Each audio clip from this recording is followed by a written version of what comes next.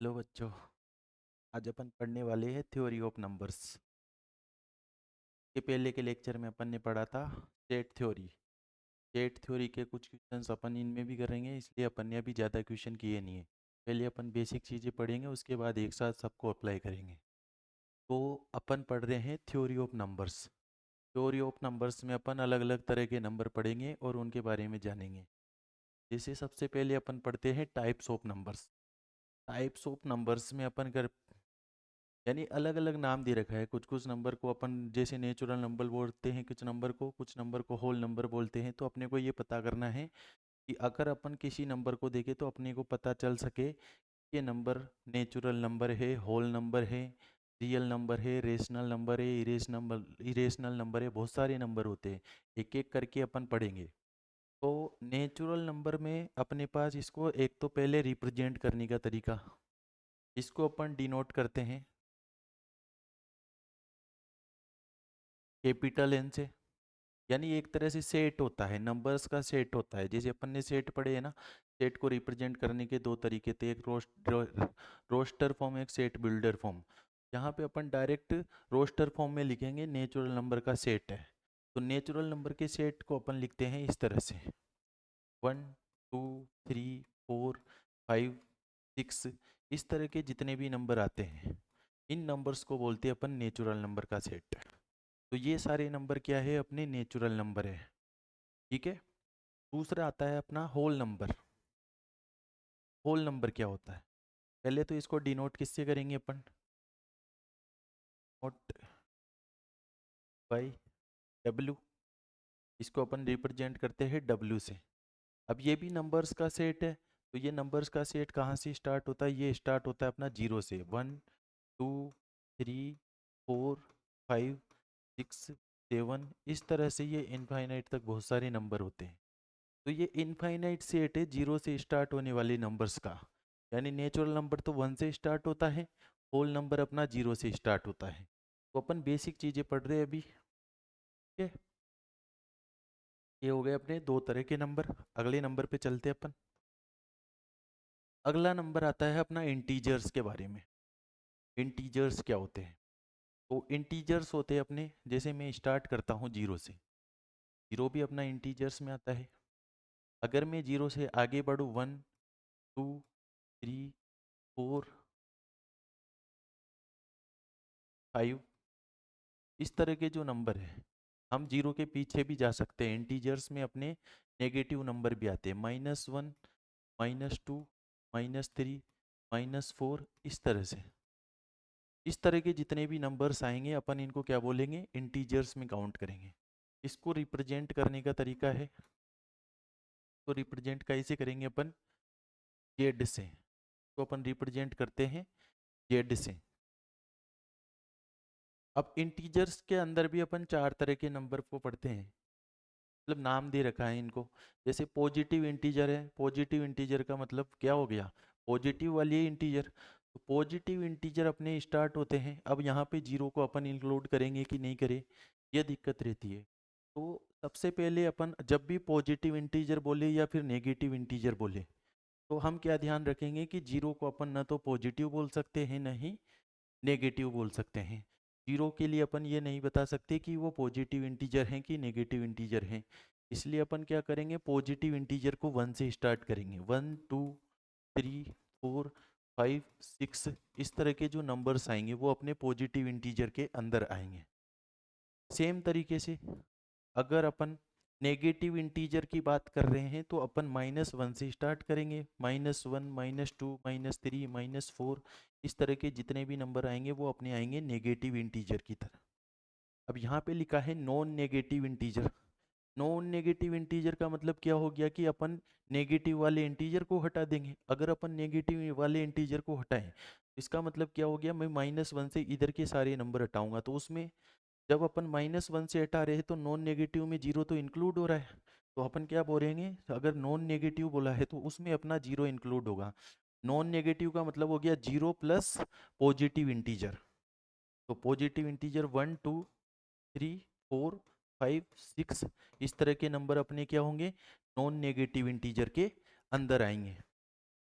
अगला आता है अपना non positive integer. Non positive integer में क्या होगा कि अपन पॉजिटिव को हटा के जो नंबर बचते हैं इंटीजर के अंदर से उनको अपन बोलेंगे नॉन पॉजिटिव इंटीजर। तो पॉजिटिव वाले अगर हटाएंगे तो अपन 1 से आगे के नंबर हटाएंगे तो अपने पास 0 भी आएगा और नेगेटिव भी आएंगे। तो नॉन पॉजिटिव इंटीजर अपने आएंगे -1, 0 से स्टार्ट होके 0, -1, -2, -3, -4, -5, इस तरह से सारे नंबर जितने भी आ सकते हैं वो अपने आ जाएंगे नॉन पॉजिटिव इंटीजर के अंदर। ये तो हो गई अपनी positive integer, negative integer, non negative integer, non positive integer की बात। ये इंटीजर्स के अपने 4 टाइप के नंबर हो गए। अगला आता है अपना, अगला टाइप है, 3 टाइप हो गए नंबर्स के। अगला टाइप है अपना इवन इंटीजर्स। इवन इंटीजर्स का मतलब होता है वो नंबर्स जो डिविजिबल हो टू से, डिविजिबल बाय 2। इवन इंटीजर्स क्या हो गए, डिविजिबल बाय 2, यानी 2 से डिविजिबल होने चाहिए। अब इंटीजर्स हैं तो प्लस के भी आ सकते हैं और माइनस के भी आ सकते हैं। तो इवन इंटीजर्स में अपना क्या आएगा, इवन इंटीजर्स में अपना 0 भी आ सकता है, प्लस माइनस का 2 आ सकता है, प्लस माइनस का 4 आ सकता है, प्लस माइनस का 6 आ सकता है, प्लस माइनस का 8 आ सकता है, प्लस माइनस का 10 आ सकता है। इस तरह के जितने भी नंबर्स आएंगे वो अपने आएंगे इवन इंटीजर्स में। इसको डिनोट कैसे करेंगे, इसको इस तरह से याद रखती है कि ये 2m की फॉर्म में होता है, जहाँ पे m क्या होगा, m अपना इंटीजर हो सकता है, ये 2m की फॉर्म में होगा। और m क्या हो सकता है, अपना इंटीजर हो सकता है। तो m की अगर एक एक करके वैल्यू डालूं, जैसे m इंटीजर है तो 0 से स्टार्ट होगा, 1, 2, 3, 4, 5 इस तरह रखेंगे तो प्लस की वाली वैल्यू आ जाएगी। माइनस के रखेंगे -1, -2, -3 तो नेगेटिव वाली सारी वैल्यू आ जाएगी। ये हो गई अपने इवन इंटीजर्स के अंदर की बात। अब आता है अपना ओड इंटीजर्स। तो ओड इंटीजर्स क्या होता है, ये होता है 2m+1 की फॉर्म का, इस फॉर्म में होता है ओड इंटीजर्स। और यहाँ पे m क्या होता है, m belongs to integer. m belongs to integer का मतलब क्या है, अपन ने सेट में पढ़ा था m क्या है, z के सेट का एलिमेंट है। z अपना क्या है, z अपन ने किससे डिनोट किया, इंटीजर से, यानी m अपना इंटीजर्स होगा। अब m की अगर मैं एक एक करके वैल्यू डालूँ तो अपने पास यहाँ ओड ओड वैल्यू आएगी और m की वैल्यू 0 डालने पे 1 आएगा। तो ओड इंटीजर्स में अपना क्या आएगा, अब यहाँ पे देखो ओड इंटीजर्स में अपन 0 को इंक्लूड नहीं करते क्योंकि m की वैल्यू कुछ भी डालेंगे तो 0 आ नहीं सकता, दिख रहा है। m यहाँ पे इंटीजर है ना, m को इंटीजर लेके अपन 0 नहीं ला सकते। तो ओड इंटीजर में अपने पास क्या नहीं होगा, 0 नहीं होगा। ओड इंटीजर्स हो गए अपने प्लस माइनस का 1, प्लस माइनस का 3, प्लस माइनस का 5, प्लस माइनस का 7, इस तरह के नंबर जो होंगे वो अपने ओड इंटीजर्स के अंदर आएंगे। क्या आ रहा है समझ में। अब अपने पास एक क्वेश्चन है, बेसिक पढ़ते पढ़ते बीच बीच में अपन क्वेश्चन करेंगे। क्वेश्चन ये है, how many odd perfect square are there between 500 to 2020, यानी 500 से 2000 के बीच में, 2020 के बीच में कितने परफेक्ट स्क्वायर नंबर होंगे, वो भी ओड वाले। How many odd perfect square, यानी ओड वाले परफेक्ट स्क्वायर नंबर कितने हैं। तो ऐसे क्वेश्चन को अपन कब कर कैसे करेंगे, देखो सबसे पहले तो ओड नंबर होना चाहिए, ओड परफेक्ट स्क्वायर। तो ओड नंबर होना चाहिए, तो ओड नंबर को अपन इस फॉर्म में लिखते हैं 2m+1। और अपने को इसके बीच में परफेक्ट स्क्वायर चाहिए, परफेक्ट स्क्वायर चाहिए तो अपन क्या करेंगे, ओड परफेक्ट स्क्वायर चाहिए तो अपन एक बार स्क्वायर चढ़ा देते हैं कि कोई नंबर है उसका स्क्वायर कर दिया तो वो नंबर अपना 500 के बराबर या इसके बीच में आना चाहिए, क्योंकि अपने को क्या चाहिए, ओड परफेक्ट स्क्वायर चाहिए। परफेक्ट स्क्वायर का मतलब है कि वो वैल्यू रूट के बाहर आ जानी चाहिए। तो अपन क्या करेंगे, एक बार के लिए कोई नंबर लिया कि 5 उसका स्क्वायर कर दिया। ओड नंबर लेना था तो ओड की फॉर्म ये है 2m+1 की पावर 2। अब ये वैल्यू अपनी 500 से लेके 2020 के बीच में आनी चाहिए। अब अपन क्या कर देंगे, दोनों तरफ स्क्वायर रूट ले लेंगे। स्क्वायर रूट लेंगे, यहाँ पे स्क्वायर रूट आएगा 500, यहाँ पे 2m+1, यहाँ पे स्क्वायर रूट आएगा 2020 का स्क्वायर रूट। अब 500 के जस्ट पहले स्क्वायर रूट वाली वैल्यू मैक्सिमम वैल्यू कौन सी होगी? जैसे अगर अपन 20 का करते हैं तो 400 आएगा इसका परफेक्ट स्क्वायर। 20 के बाद अगर अपन 25 का करें तो 625 ज़्यादा चला जाएगा, यानी ये 20 के आसपास की वैल्यू है, 20 के और 25 के बीच की, यानी 20 का स्क्वायर तो अपना हो गया। और अपन इसका मैक्सिमम वैल्यू से इसको बड़ा करेंगे ताकि ये हमेशा ट्रू रहे। इसकी मैक्सिमम वैल्यू आ जाएगी परफेक्ट स्क्वायर की, यहाँ से आएगा 500 है तो 20 से बड़ा। अगर अपन 22 का मल्टीप्लाई करें 22 तो कितना आएगा? 4 4 4 4 तो 4 8 और 484, यानी 23 तो 500 से ज़्यादा चला जाएगा। तो यानी अपन यहाँ पे ले लेते हैं परफेक्ट स्क्वायर 22 का, यानी 22 वाला परफेक्ट स्क्वायर लिया अपन ने यहाँ पे, उससे अपने को ये वैल्यू बड़ी रखनी है। अब अपन करते हैं यहाँ पे वैल्यू 2m+1,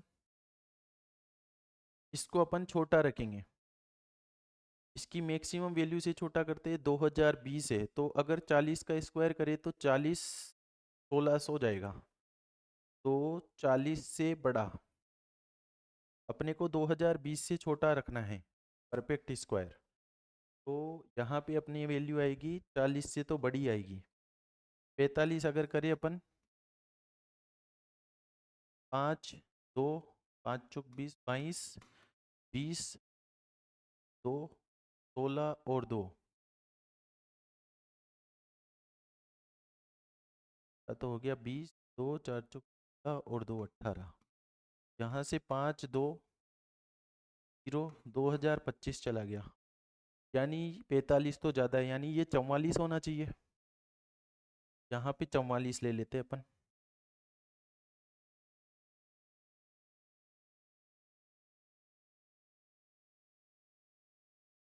यहाँ से अपने पास वैल्यू आएगी 2m+1 22 और 44 के बीच में होना चाहिए। तो अपन क्या करेंगे, दोनों तरफ -1 कर देते, यहाँ पे भी -1, यहाँ पे भी -1 और यहाँ पे भी -1। सब जगह अपन ने -1 किया तो यहाँ पे आएगा अपना 21, यहाँ पे आएगा अपना 2m, यहाँ पे अपना आ जाएगा 43।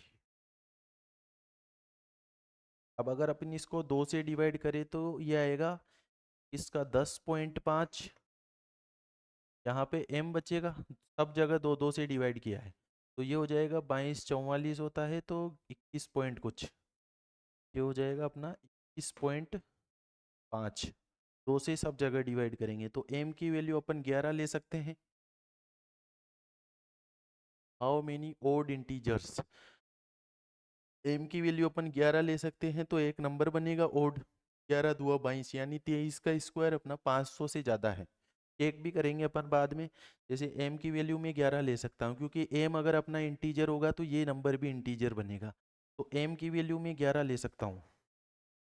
जैसे अपन ने ले ली m की वैल्यू 11, m की वैल्यू 11 ले सकते हैं अपन। 11 से लास्ट वैल्यू अपन ले सकते हैं, लास्ट वैल्यू ले सकते हैं अपन 21 तक। तो अगर मैं यहाँ 11 रखता हूँ तो 11 2 22 23 का स्क्वायर जाएगा,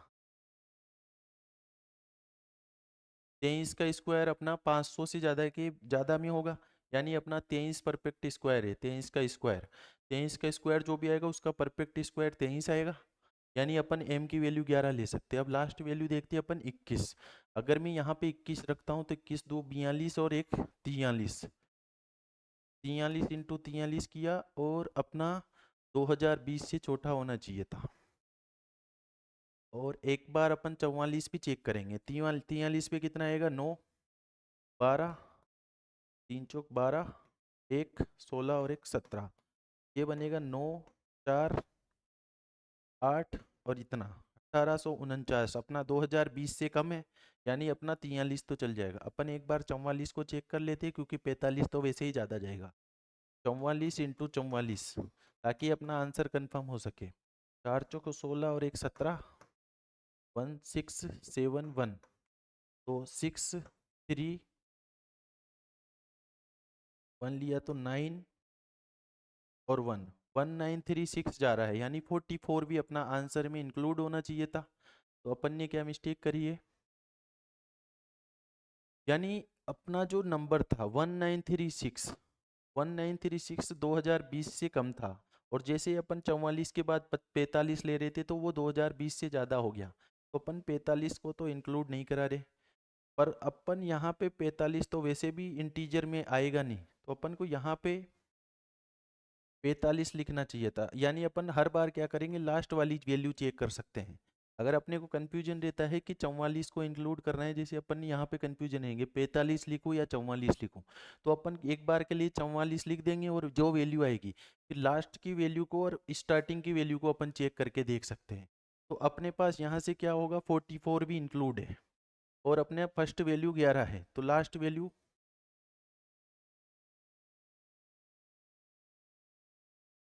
एम की वैल्यू अपन ने कितनी ली थी, एम की वैल्यू अपन ने ली थी, लास्ट वैल्यू 21 रखने पे अपने पास आया था, एम की वैल्यू अपन अगर 21 रख रहे हैं अपने पास आया था 1849। अब अगर अपन 22 रखे, ओड इंटीजर लेना है 44, और एम की वैल्यू अपन 22 तो ले ही नहीं सकते,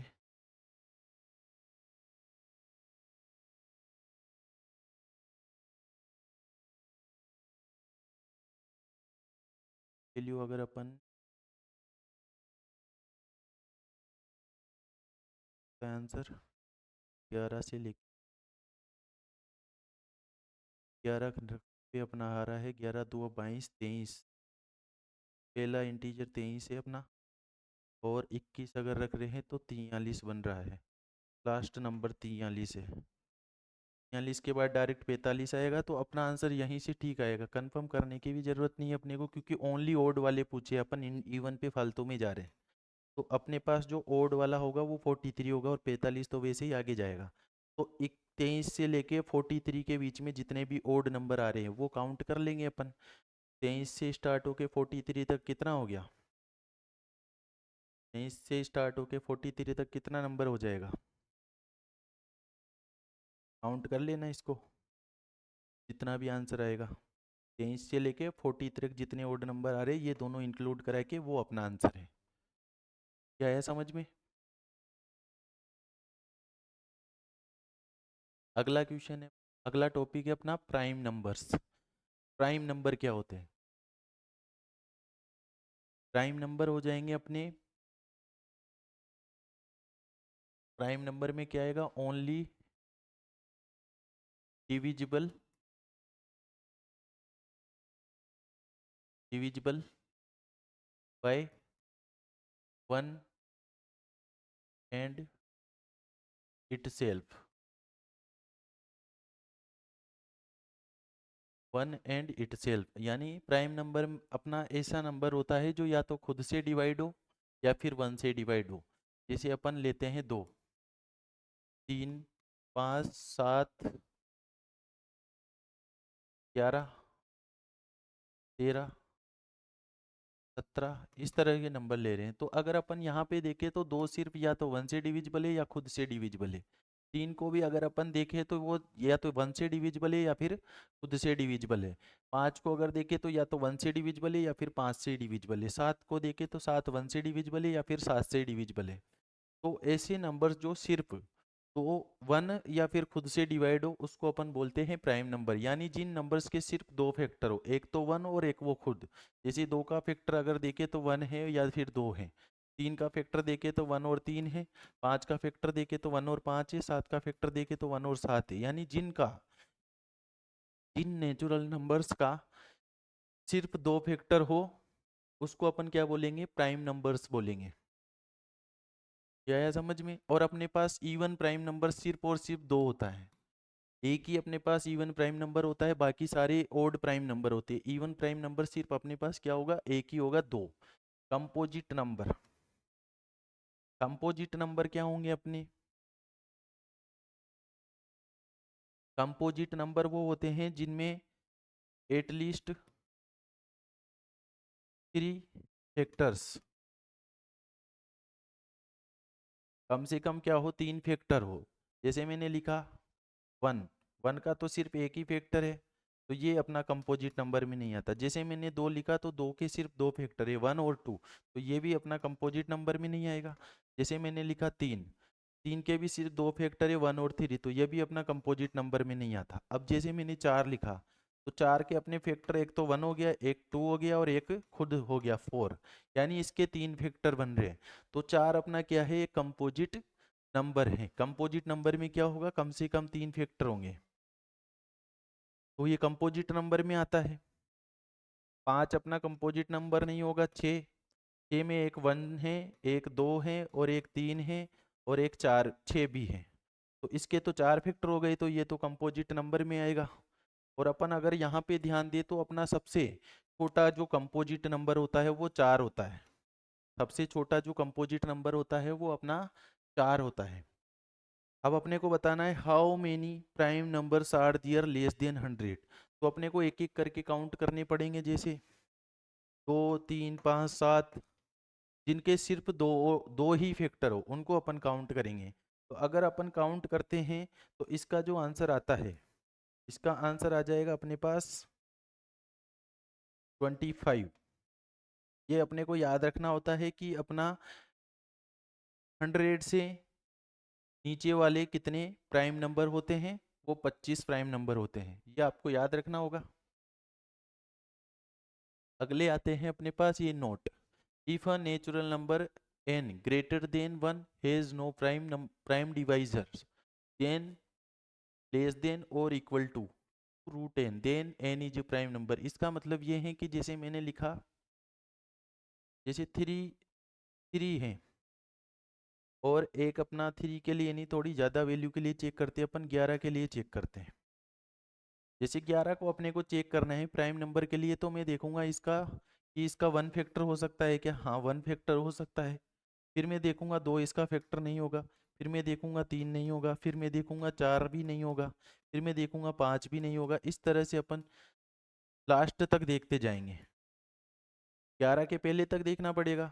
पर अपन यहाँ पे क्या करेंगे कि अपने पास कंडीशन है कि अपन सारी वैल्यूज चेक नहीं करेंगे। अपन क्या चेक कर लेंगे, 1 से लेके √11 तक ही वैल्यू चेक कर लेंगे। √11 अपना कितना हो गया, 3 पॉइंट कुछ हो गया, यानी 3 से 4 के बीच की वैल्यू है, तो अपन सिर्फ 4 तक ही वैल्यू चेक कर लेंगे। अगर ये 4 तक √n यानी √11 तक डिविजिबल नहीं बना तो ये आगे भी डिविजिबल नहीं होगा। सिर्फ अपने को यहाँ तक ही वैल्यू चेक करनी है डिवाइड करके कि यहाँ तक ये किसी से डिविजिबल है कि नहीं है। अगर यहाँ तक ये डिविजिबल नहीं है तो आगे अपने को चेक करने की कोई रिक्वायरमेंट नहीं है। तो अपन यहाँ पे अगर ये 4 तक डिविजिबल नहीं है तो अपन क्या बोल सकते हैं कि ये प्राइम नंबर हैं। तो इसका मतलब ये है इस नोट का। अगला आता है अपना को प्राइम नंबर। अब यहाँ पे अपने पास जैसे ये को प्राइम नंबर लिखा है तो अपने को ऐसे नहीं समझना कि को प्राइम नंबर प्राइम नंबर होता होगा, ऐसा कोई जरूरी नहीं है। को प्राइम नंबर दो नंबर्स के लिए अपन बोलते हैं। को प्राइम नंबर अपन पेयर में बोलते हैं, अकेले के लिए को प्राइम नंबर नहीं बोलेंगे। को प्राइम नंबर में क्या होता है कि अगर अपने पास कोई दो नंबर है, अपने को वो चेक करना है कि वो को प्राइम है कि नहीं है, तो अपन उसको को प्राइम तब बोलेंगे जब उनका दोनों का HCF 1 हो, यानी उसमें एक कुछ भी कॉमन पार्ट नहीं होना चाहिए। अगर उनमें कुछ भी कॉमन पार्ट नहीं है तो वो दोनों नंबर जो होंगे वो को प्राइम नंबर के अंदर आएंगे। जैसे 1 और 3 में भी कुछ कॉमन पार्ट नहीं है, 3 और 4 में भी कुछ भी कॉमन पार्ट नहीं है, 3 और 10 में भी कुछ कॉमन पार्ट नहीं है, 3 और 8 में भी कुछ भी कॉमन पार्ट नहीं है। तो यानी इनको मैं पेयर में, जैसे 1 2 को पेयर में मैं को प्राइम नंबर बोल सकता हूँ, 1 3 को मैं पेयर में को प्राइम नंबर बोल सकता हूँ, 3 और 4 को भी मैं को प्राइम नंबर बोल सकता हूँ। यानी अपने को अगर दो प्राइम नंबर के लिए को प्राइम नंबर बताना है तो उनमें कुछ भी कॉमन पार्ट नहीं आना चाहिए, यानी HCF 1 होना चाहिए उनका, तब जाके अपन उन दो नंबर को क्या बोलेंगे कि ये को प्राइम नंबर है। और को प्राइम नंबर होने के लिए ये कोई जरूरी नहीं है कि वो प्राइम नंबर हो, इस बात का अपने को ध्यान रखना होता है। अब देखो 2 प्राइम नंबर्स आर ऑलवेज को प्राइम, और हमेशा 2 प्राइम नंबर को प्राइम होंगे, क्योंकि प्राइम नंबर में कुछ भी फैक्टर कॉमन आ ही नहीं सकता। तो कुछ भी फैक्टर कॉमन नहीं आएगा तो उनका HCF कितना बनेगा, 1 ही बनेगा। जैसे कोई भी प्राइम नंबर लेके अगर मैं देखता हूँ, जैसे मैंने 2 और 5 लिया तो इनमें कुछ कॉमन थोड़ी आएगा, ये तो हमेशा ही क्या है, अलग अलग फैक्टर होते हैं इनके। कॉमन फैक्टर 1 होता है पर उसको कॉमन मान के नहीं चलते अपन। तो अपने पास क्या होगा, two prime numbers are always को प्राइम। दो प्राइम नंबर हमेशा को प्राइम के अंदर आते हैं। पर अपन ये नहीं बोल सकते कि अगर कोई दो प्राइम नंबर है तो वो को प्राइम होंगे। दो प्राइम नंबर है तो को प्राइम तो होंगे, पर को प्राइम नंबर को अपन प्राइम नंबर नहीं बोल सकते। इसका मतलब ये है कि मैंने कि कोई भी जैसे दो को प्राइम नंबर लिए 1 और 4, अगर 1 और 4 को प्राइम नंबर है तो इसको अपन ये थोड़ी बोल सकते हैं कि ये प्राइम नंबर भी है। यानी अगर अपने पास प्राइम नंबर है तो उसको अपन को प्राइम नंबर बोल सकते हैं, पर अगर अपने पास को प्राइम नंबर है तो उसको अपन प्राइम नंबर नहीं बोल सकते। इसका मतलब ये है to consecutive natural numbers all और ऑलवेज को प्राइम नंबर्स। कोई भी दो कंजिक्यूटिव नंबर लूंगा, जैसे मैंने 3 और 4 ले लिया, तो इनमें कुछ भी कॉमन आ ही नहीं सकता कंजिक्यूटिव में, क्योंकि वो एक ज्यादा होगा और वो एक कम रहेगा, तो कॉमन आने का कोई चांस ही नहीं है। तो यहां से अपन क्या बोलेंगे कि दो कंजिक्यूटिव नेचुरल नंबर हमेशा क्या होंगे, को प्राइम नंबर होंगे। अगला आता है अपने पास two consecutive odd natural numbers और ऑलवेज को प्राइम नंबर्स। अगर दो कंजिक्यूटिव ओड नेचुरल नंबर भी लेते हैं तो वो भी हमेशा क्या होंगे, अपने को प्राइम नंबर्स के अंदर ही आएंगे। तो ये कुछ डेफिनेशन से ये आपको याद होनी चाहिए। अगला आता है अपना रेशनल नंबर। रेशनल नंबर क्या होता है कि रेशनल नंबर अपना, सबसे पहले तो इसको अपन क्यू से रिप्रेजेंट करते हैं, क्यू से रिप्रेजेंट करेंगे। और पी बाई क्यू की फॉर्म में आने वाले जितने भी नंबर हैं उनको अपन क्या बोलेंगे, रेशनल नंबर बोलेंगे। जैसे मैंने लिख दिया 2/3, 5/4, 1/2, इस तरह के जितने भी नंबर हैं उसको अपन क्या बोलेंगे, रेशनल नंबर बोलेंगे। पर वहां पे क्या कंडीशन है कि डिवाइड में जीरो नहीं आना चाहिए, नहीं तो वो अनडिफाइन बन जाएगा। एचसीएफ और पी बाई क्यू का मतलब है कि जितना हो सके अपन उसको उतना काट सकते हैं, तब जाके एचसीएफ अपना पी और क्यू का क्या बन जाएगा, 1 बन जाएगा। अब देखो, all integers are rational numbers with q बराबर 1। अगर मैं डिवाइड वाली वैल्यू को क्या ले लूँ, 1 ले लूँ, तो जो जितने भी रेशनल नंबर बनेंगे वो अपने इंटीजर्स के अंदर ही आएंगे। तो सारे इंटीजर्स क्या होते हैं, रेशनल नंबर के अंदर ही आते हैं अपने, अगर मैं क्यू की वैल्यू 1 ले लेता हूं। अब रेशनल नंबर अपने क्या हो सकते हैं, डेसिमल फॉर्म में भी हो सकते हैं। डेसिमल फॉर्म में जैसे मैंने लिख दिया 1.4, 1.5, 2.6, इस तरह से। यानी अपने जो ये रेशनल नंबर है वो डेसिमल फॉर्म में भी हो सकते हैं। और क्या हो सकते हैं, टर्मिनेटिंग और नॉन रिपीटिंग, सॉरी, टर्मिनेटिंग।